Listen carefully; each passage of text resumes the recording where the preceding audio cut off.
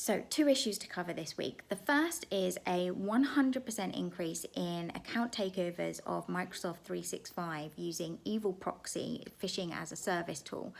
Now, that's since March 2023. The tool's been around for about a year and it's very cheap. It's around $500 a month to get access to that. So massive increase there in that activity.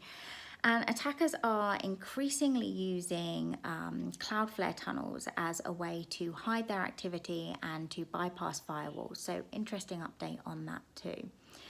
Now, the other issue made a lot of headlines that the UK's Electoral Commission has lost data on around 40 million citizens.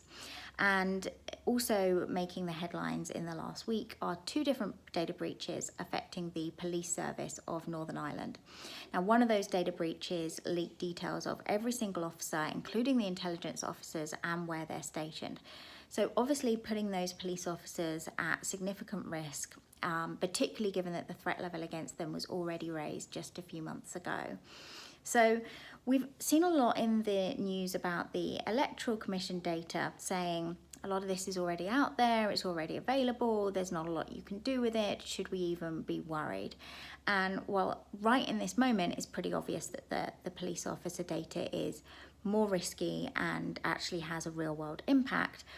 I think it's worth noting that data does have a real world impact, and while we might not see the risk now, we don't know what's going to happen tomorrow and what that political situation is going to look like. So I think it's really important that we make sure we do continue to care about data being lost, and we continue to make those points to people who aren't sure about what the risk really is today, because we don't know where we're going to be tomorrow and what the value of that data is going to be.